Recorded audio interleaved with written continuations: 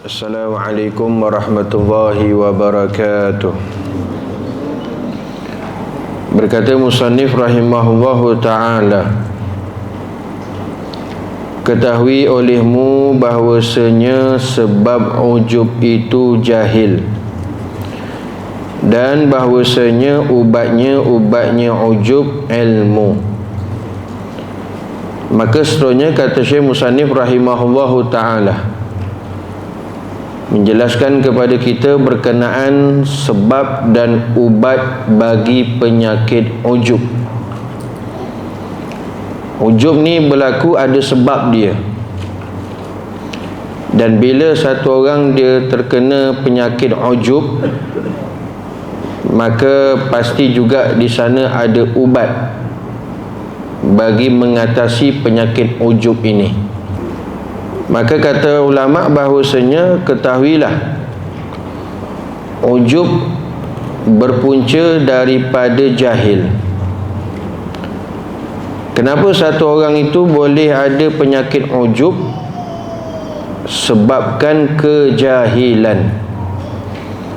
Daripada punca kejahilan, maka sebab tersebutlah seseorang itu terjangkit ataupun menghadapi penyakit ujub. Dia rasa pelik, dia rasa kagum dengan hal keadaan apa yang ada pada diri dia. Bila dia memandang rasa pelik dan ujub kepada apa yang dia miliki, itu tak lain dan tak bukan puncanya dengan sebab kejahilan. Sebab tak belajar. Maka sebab itulah dia jahil, maka dia tak tahu bahawa hatinya telah dijangkiti ataupun dia kena penyakit ujub. Dan bahawasanya ubatnya ujub ilmu. Dan lagi kata ulama, ubat bagi penyakit ujub ini tak lain dan tak bukan adalah ilmu. Bila satu orang nak mengubati penyakit ujub, maka dia kena ada ilmu pengetahuan. Bila mana tak ada ilmu, macam mana dia nak mengatasi apa yang dia hadapi, apatah lagi masalah hati. Maka kena ada ilmu pengetahuan. Ilmu ni penting. Bukan sahaja kita nak beramal, tetapi dalam kita nak mengatasi dan mengubati apatah lagi penyakit ujub, maka perlu kepada ilmu. Kerana kata ulama, al-ilmu imamul amal. Ilmu itu imam, ketua dalam kita nak beramal. Dalam kita nak melaksanakan bagi ubat kepada penyakit ujub, maka kena ada ilmu. Tak ada ilmu, macam mana kita nak mengubati penyakit ujub ini? Jadi sebab itu kita kena tahu sebab punca apa satu orang itu boleh terkena penyakit ujub. Dan bila dia ada penyakit ujub, macam mana dia nak mengubati penyakit ujub tersebut? Maka jika ada ujub itu dengan sebab pekerjaan yang tiada ada ia dengan usahanya, seperti cantik rupanya dan elok suaranya, maka tiada patut ia ujub dengan dirinya. Ini ulama bagi contoh. Jika satu orang dia ada rasa ujub, dia rasa pelik, kagum dengan sesuatu yang ada pada diri dia, dan yang ada pada diri dia itu bukan atas usaha dia, bukan dengan sebab keupayaan dia, bukan dengan sebab hasil usaha dia sendiri. Contoh, kata ulama, cantik rupa dia, rupa paras dia cantik, molek. Itu atas usaha dia ke? Tak. Siapa yang jadikan rupa paras dia cantik tu? Allah. Bukan atas usaha dia sendiri. Ataupun suaranya sedap, suara dia merdu, selalu duk nyanyi, dalam kereta nyanyi, kat rumah nyanyi, dapur nyanyi, suara sedap. Suara sedap tu asal usaha dia sendiri ke? Tak, itu pemberian Allah, kurniaan daripada Allah. Tak semua orang suara sedap tak? Kalau suara sedap dia mendendangkan kasidah, okey lagi lah. Kalau lain tu tuan-tuan, dapat dosa saja tak? Sebab dia lalai. Dia lalai. Jadi kalau begitulah, bahawa contoh apa yang dia dapat bukan atas dosa, bukan atas usaha dia, keupayaan dia, maka tiada patut ia ujub dengan dirinya. Sepatutnya kata ulama, tak sepatutnya dia merasa pelik, kagum, ujub dengan apa yang dia ada tadi, rupa parahnya yang cantik, molek, suaranya sedap. Sebab bukan atas usaha diri dia sendiri. Semua itu adalah daripada kurniaan, anugerah daripada Allah. Jadi tak sepatutnya lah dia perlu merasa ujub, kerana bukan terjadi dengan daripada usaha dia sendiri. Kerana bukan terjadi pekerjaan itu dengan tenaganya. Apa yang terjadi tadi, rupa parah ni yang cantik, suaranya elok, badannya tegap dan sebagainya, itu semua bukan atas daya upaya dia, tenaga dia, usaha dia, tidak. Bahkan sayugianya sepatutnya hendaklah bahawa ujub ia dengan Tuhan yang memberi ia akan dia baginya dengan semata-mata lempah kurnianya. Patut dia kena tahu semua itu pemberian daripada Allah. Semua itu limpahan kurnia daripada Allah semata-mata. Semua itu adalah min fadli rabbi, semua kurniaan daripada Tuhanku, iaitu Allah. Sebab tu hebat Nabi Sulaiman AS, diberi kerajaan yang besar, hebat, boleh menakluki semua, jin, syaitan, haiwan, semua tunduk kepada Nabi Sulaiman AS. Tapi bila mana melihat akan kelebihan yang Nabi Sulaiman miliki, kerajaan yang hebat, segala jin, haiwan semua mengikut arahan daripada semua Nabi Sulaiman AS. Tapi dia berbangga tak? Dia ujub tak dengan kerajaan yang besar dia miliki? Tidak. Bila dia dipuji saja, dia kata apa? Hadza min fadli rabbi, ini semua adalah kurniaan Tuhanku. Tu kadang ada setengah kereta tu, tuan-tuan tengok dekat belakang dia tu, dia tulis apa? Hadza min fadli rabbi, ini kurniaan daripada Tuhanku. Duk beringat sikit lah, baru pakai kereta kancil lampu bulat je, kena puji tu, ujub tu. Tak, bukan dia yang buat kereta tu, hak bagi cantik, perhiasan dia lebih. Hak orang puji sikit, cantik kereta, hadza min fadli rabbi. Duk jawab sikit macam orang belajar dah rupanya dah. Hadza min fadli rabbi, ini semua kurniaan daripada Tuhanku. Ini kalau dia dapat jawab macam itu, dia dapat rasa macam itu, tuan-tuan, dia ni orang mengaji, orang belajar. Dia tahu semua yang ada pada dia bukan milik dia. Semua itu kurniaan, anugerah, limpahan daripada Allah, bukan atas dasar upaya dia, keupayaan dia, usaha dia, kekuatan dia, tidak. Tidak. Dia menafikan perkara tersebut. Sebab tu kata ulama, kita kalau satu orang dia dapat hakikat, memahami bahawa semua yang ada pada diri dia itu bukan atas dasar keupayaan dia, kekuatan dia, maka Allah Subhanahu wa ta'ala akan limpahkan sesuatu yang istimewa kepada dia yang tidak diberikan kepada orang lain.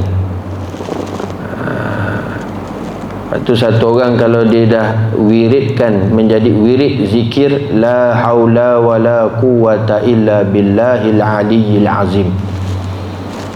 La haula wala quwata illa billahil aliyyil azim. La haula wala quwata illa billahil aliyyil azim. Paling tidak pun satu hari 10 kali. 10 kali pagi, 10 kali petang. Bagusnya tuan-tuan, zikir ini diwiridkan 100 kali pagi, 100 kali petang. Dan bagus lagi dipahami dan dihayatikan apa zikir itu yang disebut. La haula, tiada daya upaya, wala quwata, tiada kekuatan, illa billah, melainkan semua itu daripada Allah. Sampai betul-betul kita dapat nafikan memandang diri kita tu sendiri, lenyapkan diri kita, sebarang keakuan, keupayaan, kekuatan. Lepas tu kalau orang belajar tasawuf pantang tuan-tuan, disebut aku, semuanya aku. Semua aku, ni aku, ni aku, ni aku. Itu dipanggil orang ada sifat keakuan ni ananiyah. Sifat ananiyah, sifat keakuan. Bahaya. Aku hebat, aku pandai, aku mulia, aku kaya, dengan sebab akulah, habis. Kalau dia selalu sering asyik aku tuan-tuan, memang ke laut lah, habis. Paling dekat pun ke longkang. Dah. Jangan tuan-tuan, jangan ada sifat keakuan ananiyah. Itu sudah menggambarkan dia ada takabur, sombong, dan lagi ujub apa yang dia miliki itu tersebut. Sifat keakuan, aku. Tuan-tuan muslimin hadirin yang dirahmati Allah Subhanahu wa ta'ala, sebab itu kita perlu hilangkan keakuan kita, kekuatan kita, keupayaan kita. Tidak ada kekuatan. La haula wala quwata illa billah. Siapa yang dah sampai dapat menafikan tuan-tuan, dia memang tak ada apa-apa kekuatan, keupayaan, maka Allah Ta'ala beri dia sesuatu yang istimewa yang tidak diberikan kepada orang lain. Sebab apa? Atas melazimi wirid tersebut. Siapa yang melazimi sesuatu wirid, maka Allah Ta'ala bagi dia warid. Lepas tu kena ada wirid. Hidup ni jangan tak ada wirid. Man la wirdun wa huwa kirdun. Siapa yang hidup tak ada wirid, dia itu adalah kera. Tahu kera? Monyet tu. Sepupu pada kera. Siapa yang tidak ada wirid, maka dialah kera. Jangan sampai tak ada wirid dalam hidup kita tuan-tuan. Wirid tu zikir lah. Amalan-amalan tu zikir. Wirid tu zikir yang dilakukan sentiasa tiap-tiap hari. Maka zikir yang dilakukan sentiasa tiap-tiap hari, itu namanya wirid. Kan bila tanya, dah wirid belum Ji? Belum. Wirid tu amalan yang dia buat setiap hari, itu namanya wirid. Kalau amalan tu tidak dilakukan istiqamah setiap hari, itu tak namanya wirid. Wirid sesuatu amalan yang dilakukan setiap hari, itu namanya wirid. Kalau dia tiap-tiap hari selawat, wirid lah. Dia tiap-tiap hari tahlil, wirid. Dia tiap-tiap hari istighfar, wirid. Dia tiap-tiap hari tasbih, wirid. Itu wirid. Itu yang lepas daripada semayang tu, tasbih subhanallah 33, alhamdulillah 33, Allahu akbar 33. Tu dipanggil apa? Wirid. Dah wirid je lepas semayang. Nampak? Wirid sesuatu amalan yang dibuat setiap hari, rutin. Tu dia dipanggil wirid. Kita ngaji, belajar tiap-tiap hari, wirid lah. Jadi jangan sampai kehidupan kita tak ada wirid. Jangan sampai kehidupan kita tak ada wirid. Kalau wirid lepas mahyang tu pun tak dapat nak buat tuan-tuan, mana lagi wirid nak dibuat? Mana lagi wirid yang nak dibaca? Dalam kereta hanyut, buka-buka radio je. Nah, dalam rumah pun hanyut juga. Mesti kena ada wirid. Maka daripada wirid yang diamalkan itu datangnya warid. Warid apa? Pemberian-pemberian, hadiah-hadiah istimewa-istimewa yang diberikan oleh Allah hasil daripada wirid, yang tak akan dapat kepada seseorang melainkan dengan mengamalkan wirid baru diberikan warid. Faham tuan-tuan? Jadi itu bukan saya sebut tuan-tuan, ulama sebut siapa yang tidak ada wirid maka dialah kera. Dah, bukan saya sebut. Nanti dia dalam hati, kena aku lagi, malah aku datang. Dah. Allahumma salli ala sayyidina Muhammad. Jadi la haula wala quwata illa billah. Tiada keupayaan, tiada kekuatan melainkan Allah. Satu orang dia wirid, dia zikir pun bukan dengan sebab kekuatan dia zikir. Dia dapat istighfar 100 kali, astagfirullah, astagfirullah, astagfirullah 100 kali, bukan dengan sebab kekuatan dia. Dia dapat selawat 100 kali, bukan dengan sebab kekuatan dia. Dia dapat tahlil 100 kali, bukan dengan sebab kekuatan dia. Tak. La haula wala quwata illa billah. Bila dia dapat tuan-tuan, tidak memandang kepada kekuatan diri dia, keupayaan diri dia, semuanya dia pandang Allah, pemberian kurniaan daripada Allah, maka Allah Ta'ala beri dia kanzun min kunuzillah, sesuatu khazanah daripada khazanah-khazanah Allah, yang tak diberikan kepada orang lain. Tu kena buang tu tuan-tuan. Rasa layak, rasa mulia, rasa kekuatan, rasa keupayaan, tu kena buang, tu kena nafikan. Kena nafikan tu semua. Itu yang sebab kadang-kadang dia tak dapat memahami apa yang dia ada itu semua limpahan kurniaan daripada Allah, maka boleh dia kena ujub. Boleh dia terjangkit penyakit ujub, rasa pelik, kagum dengan diri dia sendiri. Dan sayugianya bahawa berfikir pada hilang umpamanya cantik itu dengan sebab penyakit istimewa, penyakit jadari ataupun penyakit cacat. Judari boleh, jadari boleh. Judari maknanya cacar. Jadi kata ulama, jika juga kita kena fikir yang kecantikan, yang suara sedap itu, dia boleh hilang tak? Boleh. Tak?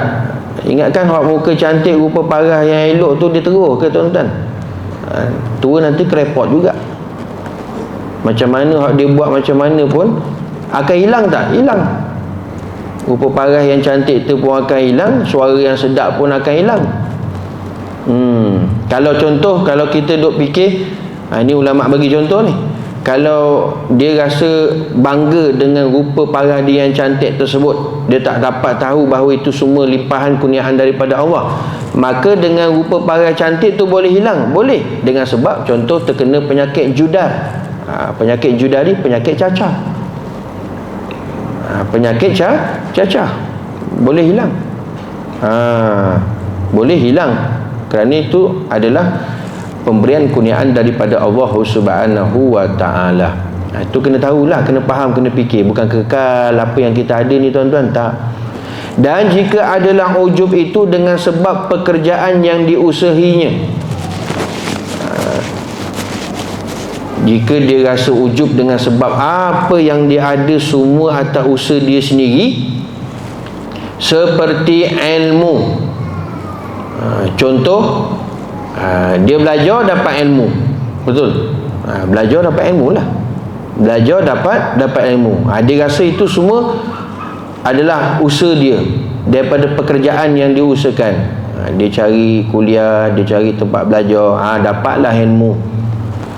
Dan ibadah, contoh lagi apa? Dia rasa ujub dengan sebab hasil usaha dia ibadah. Dia dapat melakukan solat, dapat tahajud, dapat duha. Itu dia dapat rasa atas diri dia sendiri. Sebab dia sihat, rasa dia kuat, dia pandai, maka dia banyak ibadah. Maka sayugia bahawa berfikir ia pada pekerjaan itu dengan sebab apa mudah ia baginya. Maka kata ulama, maka dengan dia kena fikir. Dia kena fikir, tuan-tuan. Maksud tadi, dia rasa dengan usaha dia tadi pergi belajar dapat ilmu, dia ibadah atas usaha dia, maka dia kena fikir bagaimana dia boleh mendapatkan ilmu dan dapat melakukan ibadah dengan mudah. Dia fikir tak, tuan-tuan? Dia fikir tak macam mana dia dapat ilmu tu dengan mudah? Siapa yang bagi? Dia dapat ibadah tu dengan mudah, siapa yang bagi? Maka kalau dia fikir, dia tahulah. Dia tak rasa ujub. Tapi kalau dia tak fikir, habislah, tuan-tuan. Manjangnya semua dia pandang diri dia, kekuatan dia, keupayaan dia. Dia tak pandang semua itu limpahan kurniaan daripada Allah. Dan bahawasanya tiada mudah ia baginya melainkan dengan anggota dan akal. Dan bahawasanya segala anggotanya dan akalnya dan lainnya semua makhluk bagi Allah Ta'ala. Jadi kalau dia ada fikir, tuan-tuan, yang dia dapat ilmu tu dengan mudah, dia dapat apalagi ibadah tu dengan mudah, pasti dia dapat jawapan. Pasti dia dapat jawapan bahawa yang dia dapat melakukan ibadah, dapat ilmu dengan mudah, tak lain dan tak bukan kerana ada anggota tubuh badan dia. Dia main datang kuliah ni, dengan kakinya dapat bergerak pergi tempat belajar. Anggota tubuh badan dia kaki. Akal fikiran dia. Dan kata ulama, bukankah anggota badan, akal fikiran dia itu semua kan makhluk, yakni Allah Ta'ala yang bagi, Allah Ta'ala yang ciptakan, sebagai satu kurniaan yang Allah Ta'ala beri kepada manusia. Kalau dia fikir tahap gitu, tuan-tuan, maka dia tidak akan ada ujub. Dia tidak akan ada ujub. Sebab dia tahu anggota tubuh badan dia, akal dia, semua tu makhluk, yakni ciptaan bagi Allah Ta'ala kepada manusia, yang Allah Ta'ala menjadikan akan dia oleh Allah Ta'ala dengan semata-mata lempah kurnianya. Allah Ta'ala beri, tuan-tuan, tanpa ada cas pun, tanpa kena bayar. Kalau satulah anggota pada kita ni, anggota tubuh badan yang Allah Ta'ala minta cas, tuan-tuan, minta bayar, memang takkan terbayar kita. Tak payah nak semua anggota tubuh badan, satu je Allah Ta'ala cas, minta apa? Bil mata. Tak yang lain-lain, tuan-tuan, bil mata je. Ta'ala beri bil mata, tengok terbeliak tak mata. Boleh tak nak bayar, tuan-tuan? Wa in ta'udu ni'matallah la tuhsuha. Sebab itu kata Allah Ta'ala, kalau kamu hitung nikmat yang aku beri kepada kamu, nikmat mata, nikmat telinga, nikmat mulut, nikmat tangan, nikmat kaki, segala-gala nikmatnya, kalau kamu nak hitung yang aku bagi nikmat kepada kamu, takkan kamu tercapai untuk menghitungnya. La tusuha, kamu tak akan capai nak mengiranya nikmat tersebut. Apatah lagi kalau Allah Ta'ala minta kita untuk bayar. Nikmat mata, bagi bil,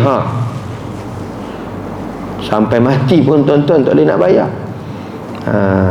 Tak apalah kita bayar ansur-ansur, sikit-sikit, sampai mati pun tak habis, tuan-tuan. Nikmat mata. Jadi itu semua adalah limpahan kurniaan daripada Allah. Jadi kenapa kita nak perlu ujub, perlu kagum, pelik dengan apa yang kita miliki? Tuan-tuan muslimin hadirin yang dirahmati Allah, demikian juga ilmu dan ibadah dan segala pekerjaan kita itu semuanya Allah Ta'ala yang menjadikannya. Jadi apa yang kita lakukan ni tuan-tuan, duduk, diam, bangun, ilmu, ibadah, semua yang kita lakukan tu semua adalah Allah Ta'ala yang buat, Allah Ta'ala yang menjadikan, Allah Ta'ala yang ciptakan. Seperti firmannya Allah Ta'ala, wallahu khalaqakum wa ma ta'malun. Artinya, dan Allah Ta'ala menjadikan ia akan kamu dan akan barang yang mengerjakan oleh kamu akan dia. Artinya apa tuan-tuan? Allah Ta'ala nak beritahu, wallahu khalaqakum, Allah Ta'ala yang menciptakan kamu, yang kamu ada ni, yang kamu wujud ni atas dunia ni, aku yang ciptakan, kata Allah. Wa ma ta'malun, dan apa yang kamu buat semuanya, itu semua aku yang ciptakan. Itu semua yang aku buat. Itu semua yang aku buat. Ni surah apa ni? Surah As-Saffat ayat 90-96. Jadi jelas kepada kita, kita tak ada apa yang buat, semua Allah Ta'ala yang buat. Artinya kita tidak ada memiliki apa-apa. Kita tidak ada apa-apa yang kita miliki sebenarnya. Hakikatnya semua itu milik daripada Allah Subhanahu Wa Ta'ala. Kalau kita dapat fikir tahap ni tuan-tuan, insya-Allah selesai. Tak ada mai datang ujub pada kita. Tak ada. Tak ada rasa pelik, rasa heran, duduk seorang-seorang termenung. Kenapa dalam ramai-ramai aku yang pandai itu kelongkang dah tuan-tuan. Tak sedar-sedar lagi. Tak sedar-sedar. Dah. Lepas tu bahaya tu. Sangat-sangat bahaya. Kena fikir sampai tahap itu tuan-tuan. Sedarkan diri. Kita tak ada apa-apa. Semuanya Allah Ta'ala yang menjadikannya. Dan firmannya Allah Ta'ala, wa ma tasha'una illa an yasha Allah. Artinya, dan tiada menghendaki oleh kamu akan sesuatu melainkan bahawa menghendaki akan dia oleh Allah Ta'ala. Allah Ta'ala beritahu, tiadalah kamu berkemahuan, wa ma tasha'u illa an yasha Allah, melainkan apa yang kamu mahu tu, itu adalah kehendak Allah Ta'ala, kemahuan Allah Ta'ala. Yang kamu nak datang kuliah malam ni, itu kehendak Allah Ta'ala. Yang kamu dapat ibadah itu kehendak Allah Ta'ala, bukan semua dengan kehendak kita. Hakikatnya semua itu dengan kehendak daripada Allah Subhanahu Wa Ta'ala. Ya, secara syariat bolehlah kita macam-macam tuan-tuan, tapi hakikat tetap balik pada Allah Subhanahu Wa Ta'ala. Maka sayugia bahawa yang berakal bahawa adalah ujubnya selama-lama adalah limpah kurnia Allah Ta'ala dan kemurahannya Allah Ta'ala. Jadi oleh itu kata ulama, sayugia. Apa mana sayugia? Sewajarnya, sewajarnya, sepatutnya. Kalau orang lama-lama dia faham ni sayugia, bahasa lama, kitab Matul Badrin apa semua banyak disebut. Dan sayugianya, budak muda sekarang tak tahulah apa benda sayugia ni. Sayugianya sewajarnya. Orang yang berakal, orang yang boleh fikir tuan-tuan, dia guna akal, dia tahu bahawa jika dia ujub, jika dia rasa pelik, kagum dengan apa yang dia miliki, dia sebenarnya ujub dengan kurniaannya Allah Ta'ala. Dia rasa pelik dengan kurniaan pemberiannya Allah Subhanahu Wa Ta'ala dan kemurahannya Allah Subhanahu Wa Ta'ala. Sebab apa? Kerana mengurniakan ia baginya akan ilmu dan akal dan memberi petunjuk ia baginya kepada ibadah dengan tiada ada terdahulu baginya sebab dan usaha dan ikhtiar, dan menegah Allah Ta'ala akan setengah manusia daripada ilmu dan akal dan petunjuk. Jadi kata ulama, Allah Ta'ala jugalah yang memberi, yang mengurniakan, yang melimpahkan ilmu pengetahuan kepada kita, akal fikiran kepada kita. Semua tu kurniaan daripada Allah. Jadi begitu juga Allah Ta'ala juga yang memberikan petunjuk, hidayah kepada kita untuk beribadah tanpa ada sebab, usaha dan ikhtiar. Yang ikhtiar yang kita buat tu pun kena nafikan. kena tolak.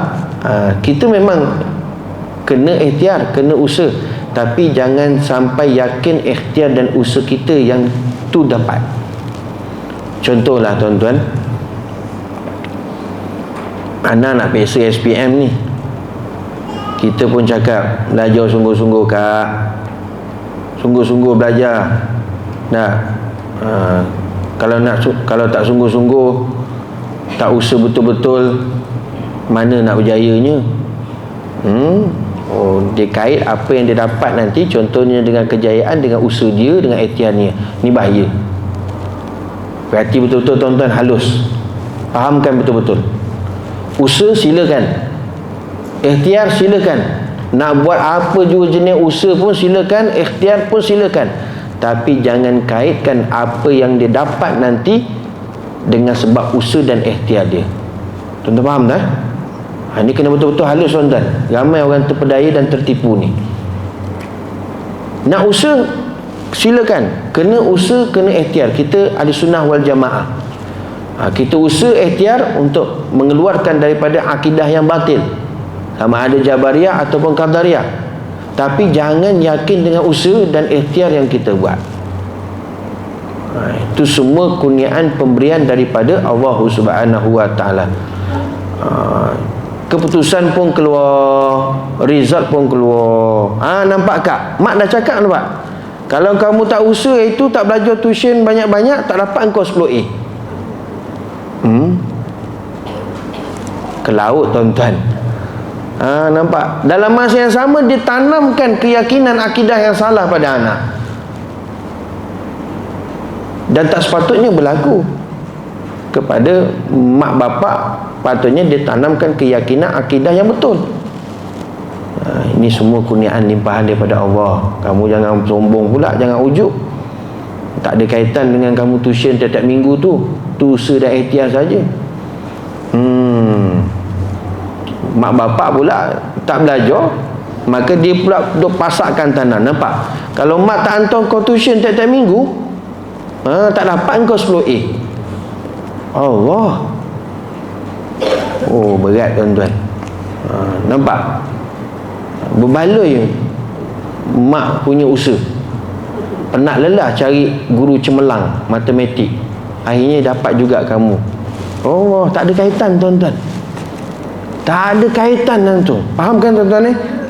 Ni penting ni, akidah ni. Tak ada kaitan dengan usaha dan ikhtiar kita. Ada orang salah faham tak? Kalau macam itu tak payahlah usaha Ustaz. Lagi salah. Lagi salah.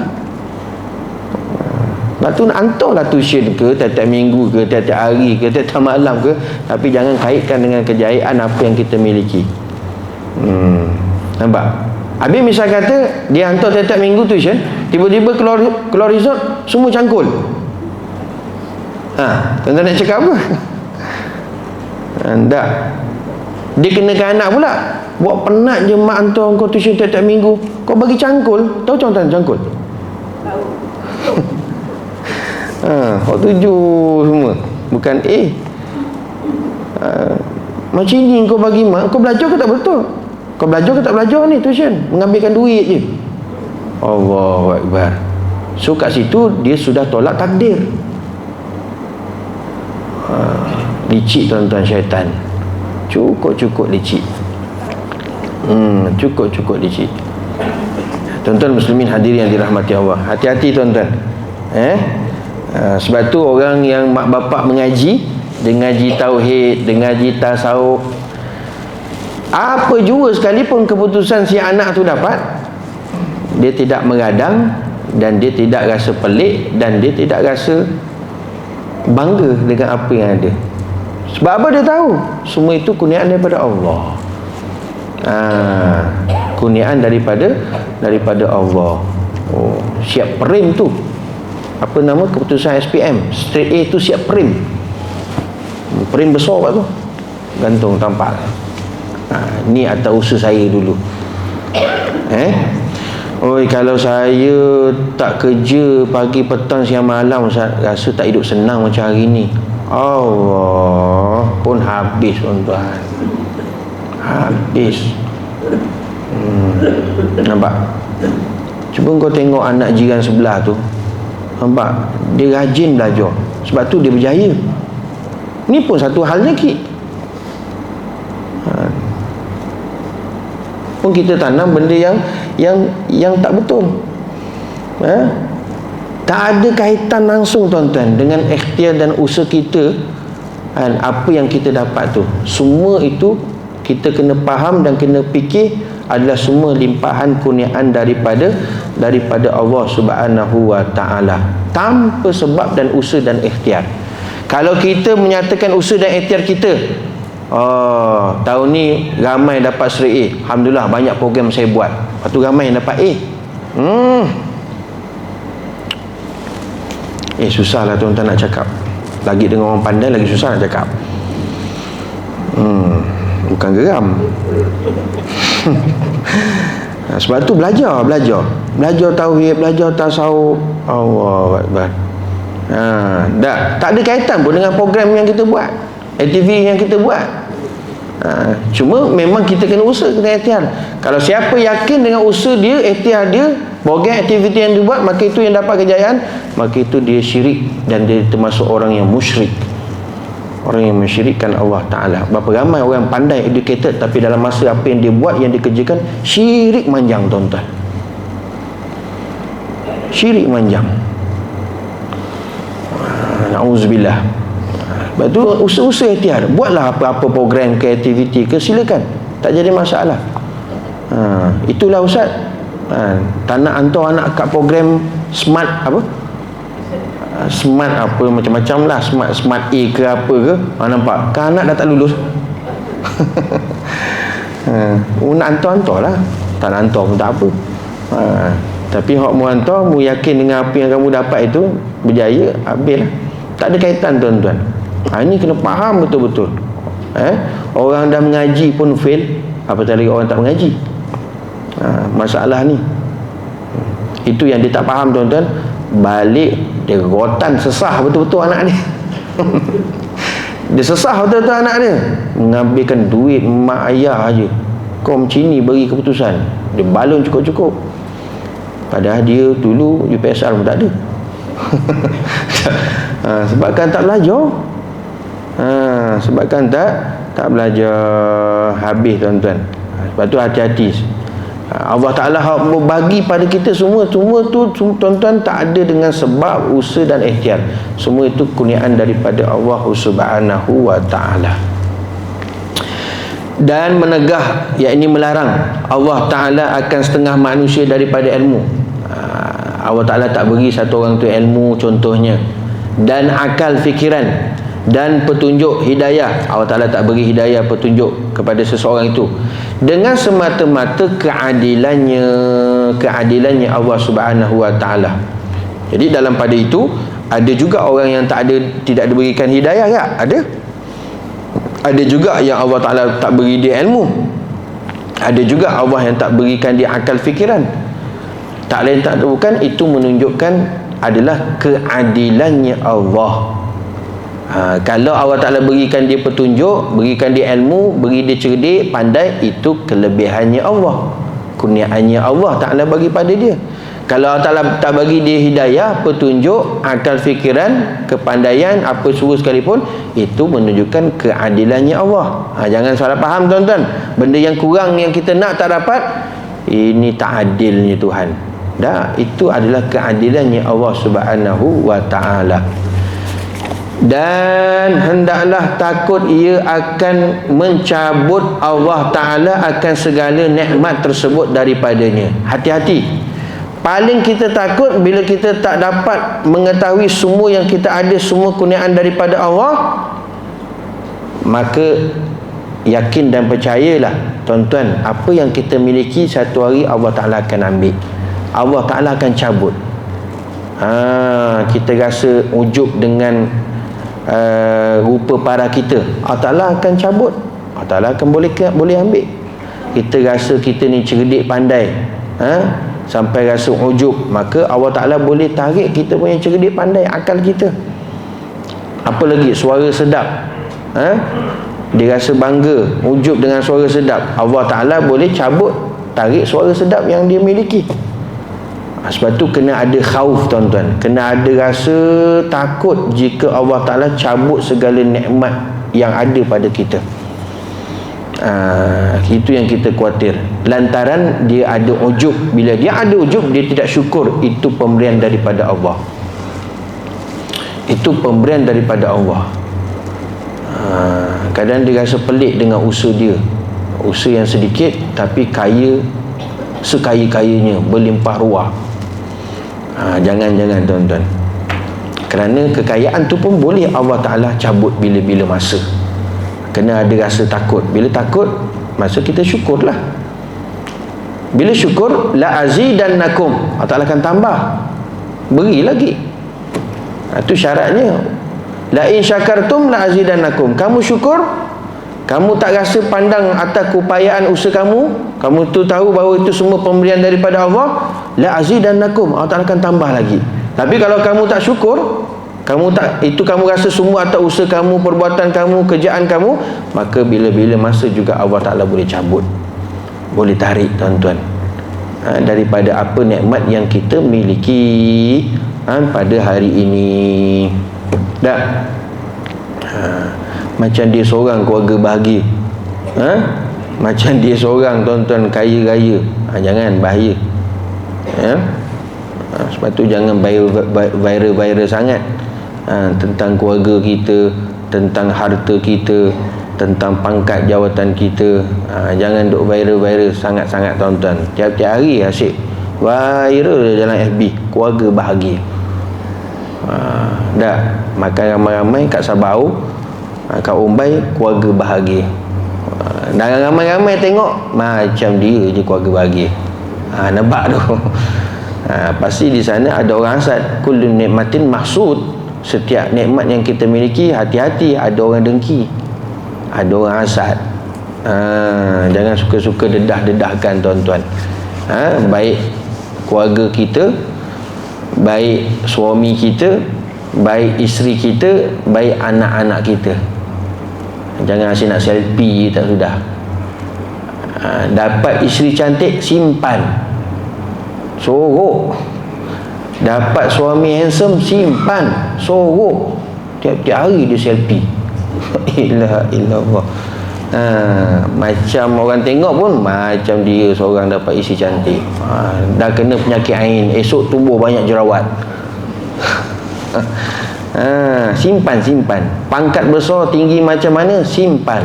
Harta banyak melimpah ruah, jangan didedah-dedahkan, simpan. Yang penting kita syukur kepada Allah Subhanahu wa ta'ala.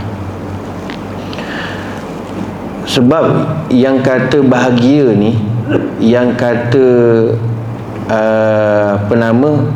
kekayaan, kaya raya ni, bukan kepada madiah, kebendaan, harta, duit yang menyebabkan kita bahagia, yang menyebabkan kita rasa kaya raya tuan-tuan. Bukan dengan sebab duit, harta dan sebagainya. Yakin dan percayalah tuan-tuan, bila seseorang itu dia ada merasai cukup dengan apa yang ada, maka dialah orang yang paling kaya dan dialah orang yang paling bahagia. Apa dia? Merasai cukup. Tuan-tuan rasa cukup dengan apa yang ada ni, ya Allah, tuan-tuan lah yang paling kaya raya dan paling bahagia. Tapi kalau tak ada rasa cukup, tanya orang yang paling kaya di dunia. Kalau tak ada rasa cukup, cukup tak tuan-tuan? Tak cukup. Kita pun rasa pelik. Apa lagi dia nak ni? Kaya dah. Kenapa? Sebab tak ada dapat merasai cukup. Rasa cukup itulah menyebabkan seseorang itu dialah orang yang paling kaya dan paling bahagia. Paling bahagia, paling kaya sekali tuan-tuan. Tenang je hidup, cukup dengan apa yang ada. Yang gelisah, yang kelang kabut, yang kesedihan, yang gundah gulana, apa semua serabut, sebab dia rasa tak cukup. Dia rasa tak cukup.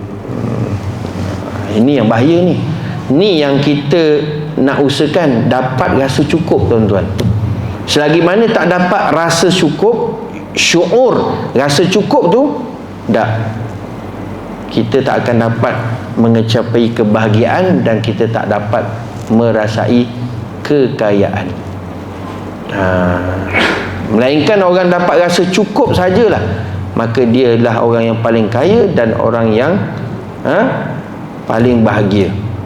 Kerana kaya itu bukan harta yang banyak, rezeki yang melimpah ruah, tidak.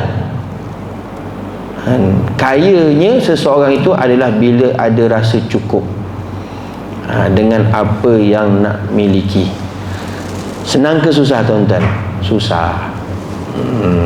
Tak apa, kita belajar rasa cukup dengan apa yang ada. Tapi tengok juga tempat je. Dia kadang dia salah faham. Minggu depan tu tak datang ngaji, belajar. Kenapa Jah tak datang dah? Lama sebulan. Saya rasa cukup dah dengan ilmu yang ada. Itu pun ke laut lagi, tuan-tuan. Orang kita ni dia banyak dia punya itulah, tuan-tuan. Betul lah.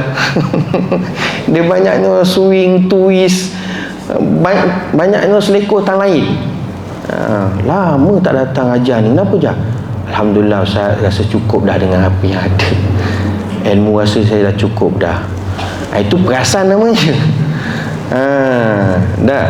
Kalau dia rasa cukup dengan ilmu yang ada, maka tidak ditambahkan ilmu lagi yang diberikan oleh Allah.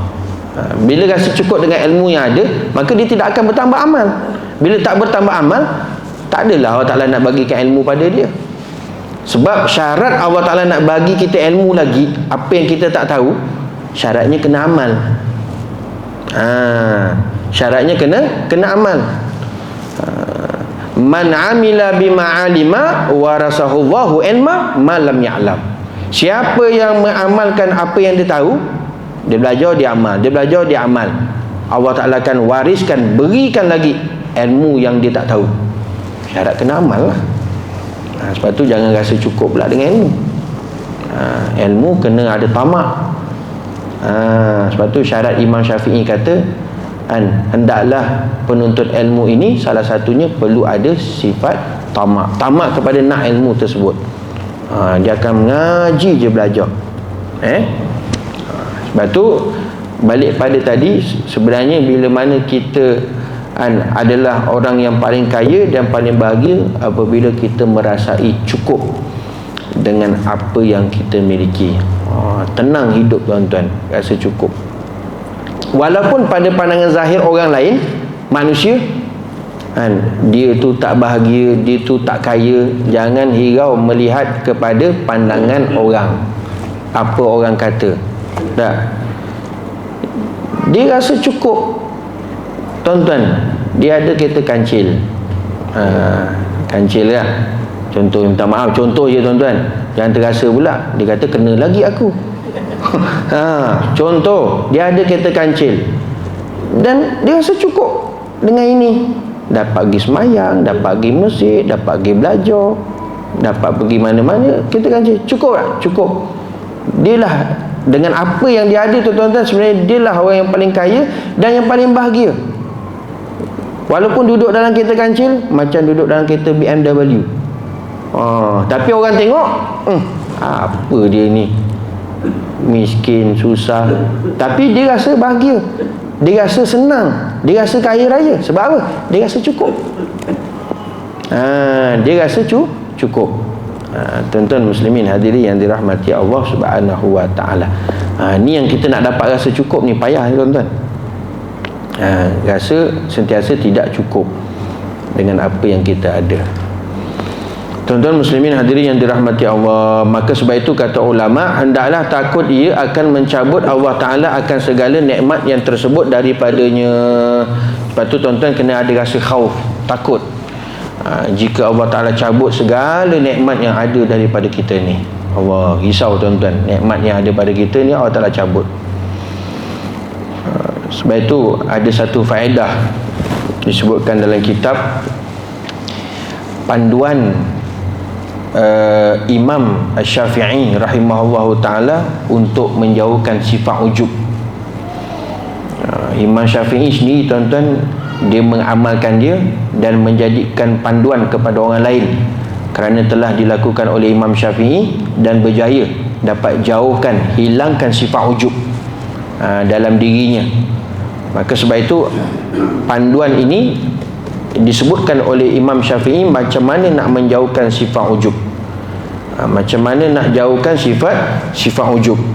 Tak lain dan tak bukan, kata Imam Syafi'i rahimahullahu ta'ala, untuk kita jauhkan sifat ujub, untuk kita jangan terjebak dalam penyakit ujub ini, maka hendaklah kita melihat kepada siapa yang kita nak dapatkan redha dalam apa yang kita buat atas dunia ini. Lepas tu kata Imam Syafi'i, fanzur redan man tatlub, lihatlah keredaan siapa yang kamu tuntut. Kalau setiap apa yang dia buat semuanya, ibadahnya, pekerjaan dia, semua dia buat itu tak lain dan tak bukan nak tuntut redha Allah, selamat dia tuan-tuan. Selamat dia daripada penyakit ujub, dijauhkan daripada sifat ujub, dijauhkan daripada terjebak daripada ujub. Itu panduannya tuan-tuan. Imam Syafi'i kata, iza khifta ala amalikal ujbah fanzur redan man tadlub, lihat apa yang kamu tuntut. Kalau kamu tuntut redha Allah, selamatlah. Tapi kalau kamu tuntut redha manusia, habis, bahaya. Setiap amal pekerjaan kamu buat, jangan cari redha manusia, jangan cari redha makhluk, hanya cari redha Allah. Ilahi antal maksudi wa redha matlubi, redha Allah Ta'ala saja yang kita tuntut, jangan kita tuntut redha yang lain. Sebab apa? Yang bagi pahala apa yang kita buat siapa? Allah, bukan makhluk, bukan manusia. Kalau satu orang dia tak buat amal ibadah, yang bagi azab nanti ke akhirat siapa? Allah, bukan makhluk. Jadi sebab itu kita pastikan setiap apa yang kita buat, kita hanya tuntut redha Allah, jangan tuntut redha makhluk. Ini panduan Imam Syafi'i macam mana untuk kita menjauhkan sifat ujub. Dan boleh jadi bahawa ada pemberian itu istidraj atasnya. Boleh jadi tuan-tuan, kalau dia tak dapat memahami bahawasanya apa yang dia ada itu semua kurniaan daripada Allah, akhirnya nanti tuan-tuan, nikmat, kelebihan yang ada pada dia itu dijadi istidraj. Istidraj ni apa? Umpan daripada Allah kepada hamba-hambanya yang membuat dosa dan maksiat kepada Allah. Tapi kalau orang tu orang saleh, orang baik, kelebihan nikmat yang ada pada dia itu adalah nikmat. Tetapi kepada orang yang langgar pada perintah Allah, orang yang buat dosa, orang yang buat maksiat, jauhnya daripada perintah Allah Ta'ala, dia ada juga kelebihan nikmat dia, tetapi itu bukan nikmat. Kelebihan yang dimiliki itu bukan nikmat, tetapi istidraj. Istidraj ni umpan daripada Allah supaya dia makin jauh, makin jauh, makin jauh lagi. Akhirnya mati tuan-tuan, diragut nyawa oleh Allah Ta'ala, mati dalam keadaan kufur kepada Allah. Na'udzubillah. Ini yang kita takut. Mudah-mudahan apa yang kita miliki itu adalah nikmat, bukan istidraj. Kita khawatir apa yang kita ada ni istidraj tuan-tuan. Allah Ta'ala bagi secukup-cukupnya, kita pun rasa senyum je. Inilah sebab aku banyak amal ibadah, Allah Ta'ala bagi rempak kurnia. Perasan dia tuan-tuan. Padahal istidraj tu, padahal istidraj. Ini yang perlu kita perhatikan tuan-tuan. Kata guru kami, mudah faham istidraj ni, Allahumma salli ala sayyidina Muhammad, dibagi contoh, satu hari kita nak tangkap ayam. Kita ada bela ayam tak? Tiap hari kita bagi makan. Biasa bagi makan nasi basi, benda-benda yang lebih-lebih yang kita makan tu kita bagi. Tiba satu hari ni kita nak tangkap, kita nak sembelih, nak buat kenduri. Kita pun tuan-tuan ambil jagung, kita pun tabur. Tabur. Dah. Ayam ni dia biasa dia tengok, biasa tuan aku bagi nasi basi, lebih-lebih makan. Tiba hari ni jagung besar-besar awak tu, macam je ni. Nampak? Sedangkan tu apa? Umpan. Dia pun ambil, dia rasa tu nikmat. Ini mungkin agaknya tuan aku ni ada dapat lebih sikit rezeki kot. Lepas tu dia bagi jagung, cantik-cantik. Lepas tu dia pun makan, patut pap. Kita pun tengok, cantik. Dia pun masuk perangkap, kita pun tu tangkap tuan-tuan. Begitulah istidraj. Allah Ta'ala bagi supaya sebagai umpan, dia lupa, dia jauh dengan rasa nikmat yang dia ada tu, kekayaan, sihat dan sebagainya. Akhirnya Allah Ta'ala sentap terus tuan-tuan, mati dalam keadaan kufur nikmat daripada Allah Subhanahu Wa Ta'ala. Nauzubillah. Itu yang kita takut, itu yang kita khawatir. Pastikan yang ada pada kita itu adalah nikmat, bukan istidraj. Bukan istidraj. Ini yang perlu kita pahami. Seperti firmannya Allah Ta'ala, fatahna alaihim abwaba kulli syai' hatta idza farihu bima utu akhasnahum baghtatan. Artinya membuka Allah Ta'ala atas mereka itu akan bermacam-macam daripada segala nikmat atas jalan istidraj. Kelebihan Allah Ta'ala bagi, tapi bukan nikmat, itu atas jalan istidraj, umpan saja. Hingga apabila sukacita mereka itu dengan segala nikmat yang diberikan akan mereka itu, tetapi dia lupa itu bukan nikmat, dia gembira, dia seronok, dia enjoy, dia lalai, dia langgar perintah Allah Ta'ala, dia gunakan nikmat yang apa yang Allah Ta'ala bagi, kelebihan yang ada pada dia, rupanya istidraj. Akhirnya tuan-tuan, dia makin jauh dengan Allah Ta'ala.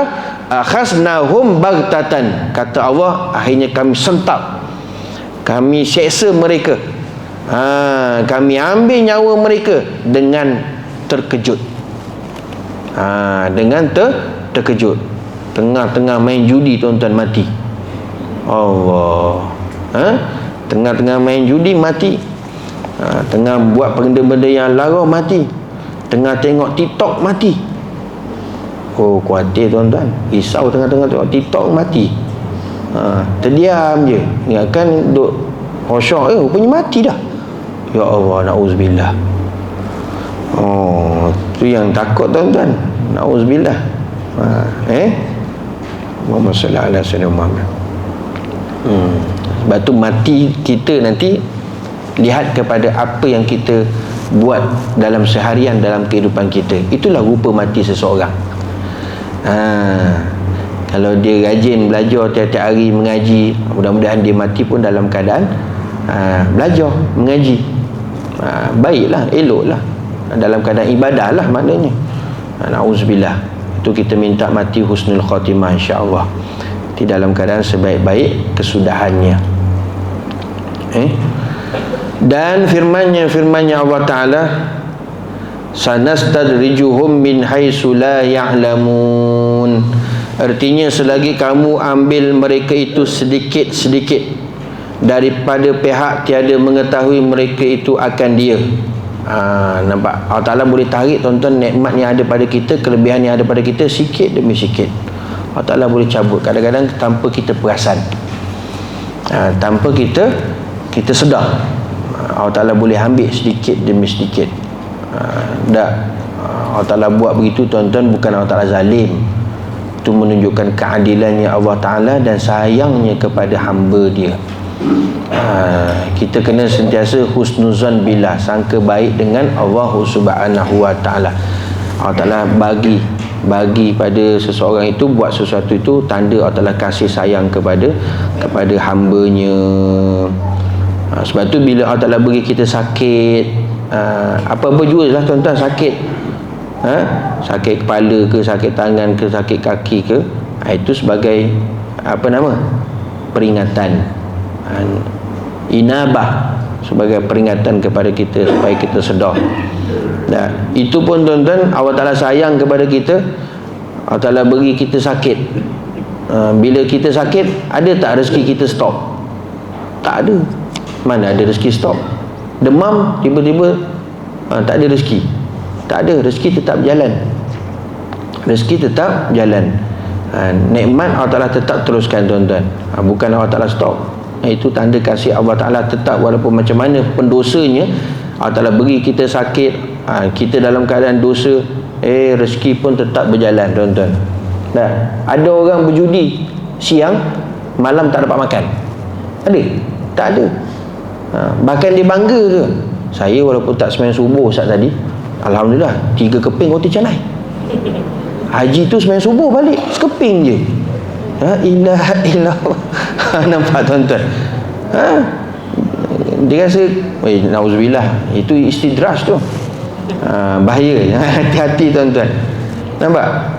Dia tak semayang, dia tak tutup aurat, dia langgar perintah Allah Ta'ala. Rezeki dia berjalan tak? Jalan terus.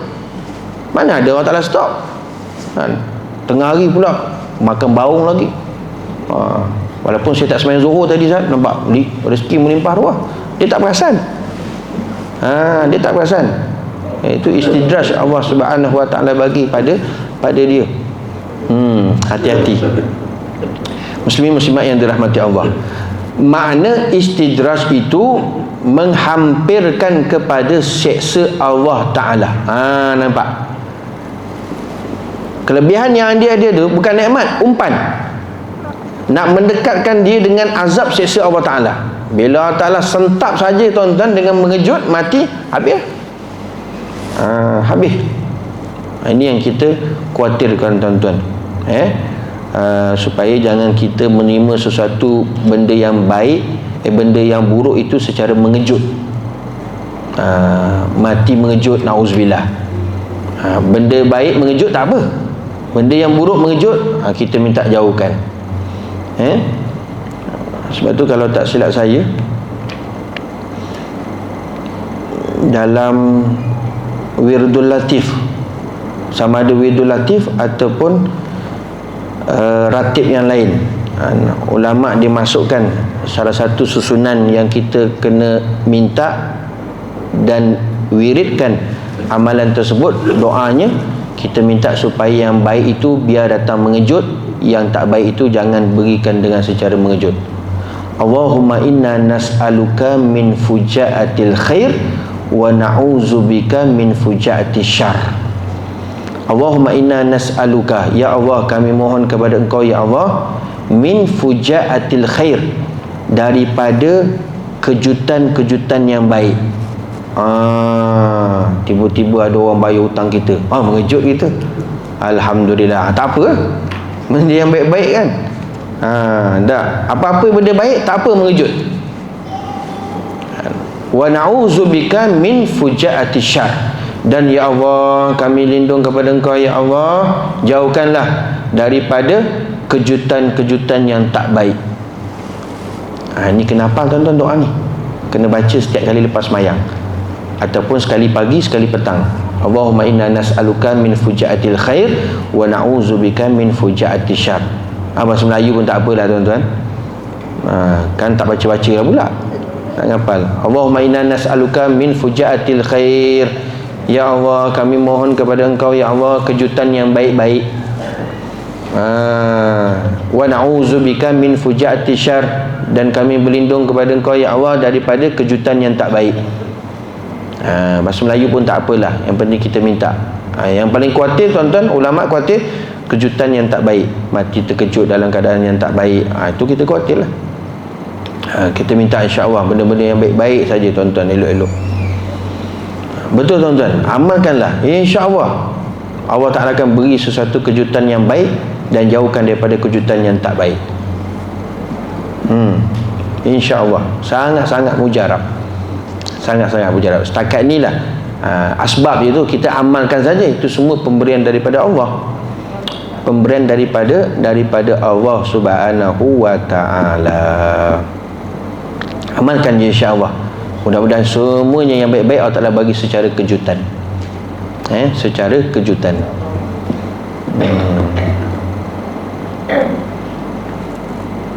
Itu semua kurniaan daripada Allah. Jangan bila dapat sesuatu kejutan yang baik pula, jangan rasa diri pula, rasa ujub lah pula. Hebat juga aku Itu pun perasan juga. Kita ni banyak perasan lah tuan-tuan. Hilangkan keperasanan tu, buang. Kita perasan, kita buat je, beramal je. Ta'ala insya-Allah Ta'ala akan bagi. Itu semua kurniaan daripada Allah Subhanahu wa Ta'ala. Saya tuan-tuan yang haji hari tu, ni ceritalah, ni semua kurniaan daripada Allah. Tak ada kaitan wujud ke bangga, tak ada. Malam 3 hari nak wukuf 3 hari lagi nak wukuf tuan-tuan. Malam tu lepas maghrib saya dapat panggilan, Ustaz, siapkan pakaian, siapkan semua, esok berlepas.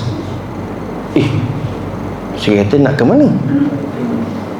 Visa Ustaz dah keluar malam ni.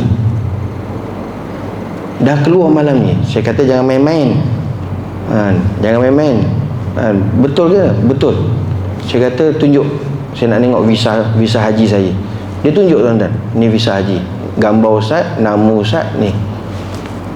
Tarikh terbang esok. La haula wala quwata illa billah.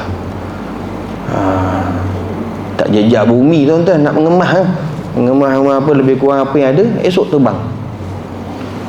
Satu kejutan yang besar satu kejutan besar. Ya Allah, biarlah yang baik-baik saja kejutan macam ni kan seronok. Jangan yang macam-macam tu, yang tak baik. Tu kita minta lah pada Allah Ta'ala, Allahumma inna nas'aluka min fujatil khair. Cerita betul tuan-tuan, sungguh. Saya sampai tu 2-3 hari, masa tu dah nak wukuf lah. Satu kejutan yang besar. Itu semua kurniaan daripada Allah.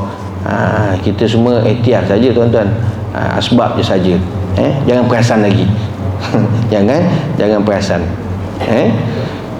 Itu yang kita nak kena jelas. Sebab tu makna istidraj kata ulama, menghampirkan kepada seksa Allah Ta'ala. Kelebihan yang dia ada tu bukan nikmat, sebenarnya makin dekatkan lagi daripada azab seksa Allah Ta'ala. Dengan diberi tangguh sedikit-sedikit. Sedikit-sedikit tuan-tuan, seperti mereka yang hendak menangkap ayam. Nampak? Bawa saya sebut tadi, macam kita nak tangkap ayam tadi, kita bagi tuan-tuan umpan bukan main, mewah, sedap, enak. Ayam pun tengok dia macam tuan aku ni hari ni. Tapi dia ambil juga. Dia ambil sikit. Kita pun tangkap tuan-tuan, habis. Gitulah. Kelebihan yang ada tu, kita khawatir itu adalah istidraj daripada Allah. Na'udzubillah. Mudah-mudahan kita harap semua apa yang kita miliki itu pemberian kurniaan daripada Allah yang merupakan nikmat, bukannya istidraj. Tuan-tuan muslimin hadirin yang dirahmati Allah Subhanahu wa Ta'ala. Akhir sekali tuan-tuan, saya nak kongsi sedikit petua macam mana nak jauhkan daripada ujub dan juga sekali sombong. Dan petua ini daripada Imam Ghazali.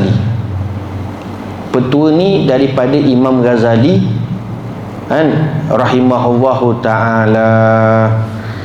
Dan Imam Ghazali disebut dalam kitab Bidayatul Hidayah. Ni siapa mengaji kitab Bidayatul Hidayah ada. Kita dekat Masjid Kemeriah itu dah khatam dah Bidayatul Hidayah. Kemudian sekarang dekat mana Bidayatul Hidayah? Kat Sekemat Baru. Bidayatul Hidayah. Imam Ghazali diberikan nasihat yang merupakan sebagai petua untuk jauhkan diri daripada ujub dan sombong. Disebutkan dalam kitab Bidayatul Hidayah. Apa beliau kata tuan-tuan? Bal yambaghi laka an ta'lama annal khaira man huwa khairum min indillah fi daril akhirah wa dzalikal ghaibun wa huwa mauqufun 'alal khatimah. Dan lagi kata Imam Ghazali, fa'tiqaduka fi nafsik annaka khairun min ghairik jahlun mahdun. bal yanbaghi ala tanzuru ila ahadin illa wa tara annahu khairun minka wa annal fadla lahu ala nafsi.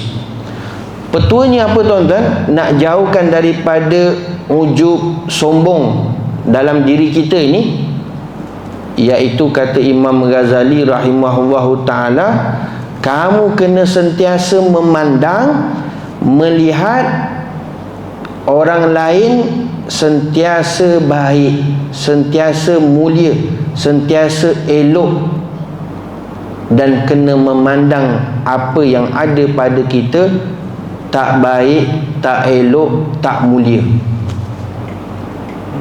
Kena pandang ada orang ni baik, elok, saleh, mulia. Kita ni serba kekurangan, hina, tak elok, tak saleh dan sebagainya. Kalau satu orang dia dapat pandang pandangan tersebut, memandang orang lain mulia, memandang orang lain hina, memandang orang lain baik, saleh, mulia, dia pandang diri dia tidak mulia, tidak baik, tidak saleh, serba kekurangan, tidak ada kelebihan, orang lain yang ada kelebihan, maka insya-Allah tuan-tuan, tak akan dia akan terjangkit ataupun terkena penyakit ujub maupun sombong. Tapi bila mana satu orang dia sentiasa memandang orang lain hina, kekurangan, dia tu baik, dia tu hebat, dia tu mulia, automatik dah tuan-tuan, yakin dan percaya dah pada saat ketika itu memang dia sudah ada ujub dan dia sudah ada sombong. Dia terbalik tuan-tuan. Lepas tu kuncinya, jangan dapat rasa diri kita mulia, hebat, apa semua kelebihan yang ada, jangan. Sebab tu semua bukan milik kita. Semua bukan milik kita. Dalam erti kata lain tuan-tuan, jika kalau kita tengok budak-budak, kanak-kanak, anak-anak yang kecil-kecil ni, maka bila kita jumpa mereka, kita pandang mereka, kanak-kanak ni, budak-budak ni, maka kita kena memandang dengan pandangan, aku ni banyak dosa, banyak maksiat, sedangkan budak ni tak ada dosa, tak ada maksiat yang dilakukan. Sebab dia budak, maka budak ni lebih baik, lebih mulia daripada aku. Kena ada sampai tahap macam itu tuan-tuan. Tengok budak-budak, tengok kanak-kanak, bagus betul-betul budak-budak ni, kanak-kanak sayang dia sebab dia tak ada dosa. Kita ni dah tua, dah dewasa dah, ya Allah, banyaknya dosa, banyaknya maksiat kepada Allah dah. Maka tak syak lagi budak-budak, kanak-kanak ni dia lebih baik daripada kita. Kalau dapat pandang pandangan tersebut, selamat tuan-tuan. Selamat daripada ujub, selamat daripada sombong. Kemudian kita jumpa pula orang tua, lebih tua daripada kita, lebih berumur daripada kita. Kena tetap anggap, memandang, merasai orang tua tersebut itu lebih banyak ibadahnya berbanding kita. Sebab dia sudah berumur, dia sudah tua, maka lebih banyak ibadah, lebih banyak dia pahala daripada kita. Maka tak syak lagi orang tua ini dia lebih baik daripada kita. Kalau ni kita dapat memandang tuan-tuan, maka terhindar kita daripada ujub dan juga sombong. Tapi kalau kita tengok tak badan tua, habislah tuan-tuan. Tak badan tua, ya Allah, tak sedar-sedar diri. Aku muda macam ni pun pergi masjid, pergi semayang, pergi belajar. Ini tak tu, dah tua-tua, kubur kata mari, rumah kata pergi. Oi, bahaya tuan-tuan. Jangan. Kena tetap pandang bahawa orang yang lebih tua daripada kita ni, dia lebih baik daripada kita. Sebab dia lebih tua, maka dia banyak ibadah, maka banyaklah pahala daripada kita. Jumpa pula orang dengan orang yang berilmu, jumpa dengan orang yang berilmu, yang kuat mengaji, kuat belajar, kena tetap menganggap bahawa dia tu lebih baik daripada kita. ataupun dia ni jenis kaki belajar, kaki ngaji, maknanya dia seorang yang berilmu lah. Maka bila berjumpa dengan orang yang kurangnya ilmu, agak jahil, maka dia tetap memandang dirinya tidak ada ilmu. Orang yang tidak ada ilmu itu, jahil itu, tetap lebih baik daripada dia. Kerana apa? Kerana dia buat maksiat, dia buat dosa sebab jahilnya dia. Sedangkan aku buat maksiat, buat dosa sebab aku ada ilmu. Lebih teruk tuan-tuan daripada orang yang jahil tersebut. Maka bila dia pandang macam ini juga, maka jauh dia daripada ujub maupun maksiat. Pun begitu juga jika orang kafir. Jika orang kafir, maka kena ingat, tak ada siapa boleh tahu tuan-tuan akhir hayat dia nanti macam mana kehidupan dia.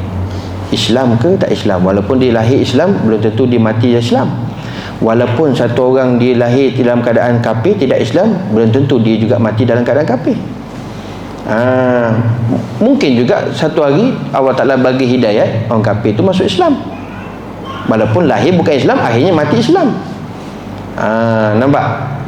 Jadi jika begitu, maka tetap juga kita kena pandang, orang kafir ni, orang bukan Islam ni, dia itu dalam keadaan dia sesat, dia kafir sebab tak ada hidayah.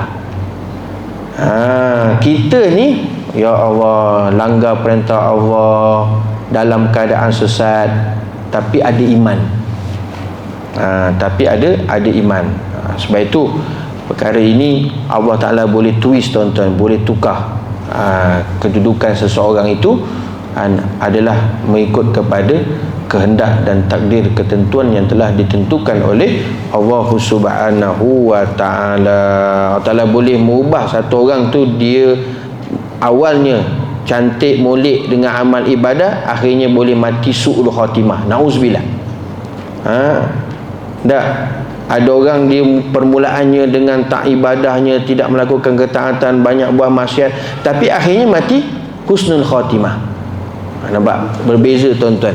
Ini perlu kita memandang dengan pandangan yang betul, supaya jauhkan kita daripada ujub dan sombong, takabur.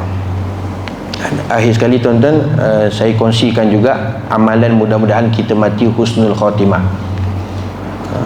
Semua dah dapat kot, dah aman, rasa tak payah. Amalan dia apa tuan-tuan? Salah satu amalan ulama sebut, siapa yang mengamalkan istighfar tersebut, insya-Allah dia mati husnul khatimah. Istighfar ni tuan-tuan biasa dengar dan senang untuk diingat, dihafal, sebab biasa kita dengar. Apa dia? Astaghfirullahalazim allazi la ilaha illa huwal hayyul qayyum wa atubu ilaihi rabbighfirli. Semua perkataan tu biasa kita dengar. Astaghfirullahalazim allazi la ilaha illa huwal hayyul qayyum wa atubu ilaihi rabbighfirli. Bila dibaca, maka ulama anjurkan dibaca selepas daripada maghrib sebanyak 4 kali. 4 kali lepas daripada setiap kali maghrib, sama ada sebelum doa ataupun selepas doa, maka dibaca istighfar tersebut, astaghfirullahalazim allazi la ilaha illa huwal hayyul qayyum wa atubu ilaihi rabbighfirli, sebanyak 4 kali. Mudah-mudahan insya-Allah kita mati husnul khatimah, insya-Allah. Amin. Amin ya rabbal alamin. Saya ijazahkan pada tuan-tuan untuk diamalkan tersebut, insya-Allah. Sebut kabil tu, saya terima ijazah, insya-Allah. Mudah-mudahan bermanfaat, kita dapat amal dan sampaikan. Mudah-mudahan insya-Allah Allah Ta'ala bersihkan kita daripada hati kita, daripada penyakit-penyakit hati. Mudah-mudahan kita mati husnul khatimah, akhirat kita dimasukkan ke dalam syurga oleh Allah Subhanahu wa Ta'ala. Wallahu a'lam. Insya-Allah akan datang kita akan masuk bab yang ke-10 pada menyatakan riya. Mudah-mudahan bermanfaat. Kita sambung nanti pada pertemuan yang akan datang. Qabbalallahu minkum minna wa minkum taqabbal ya karim.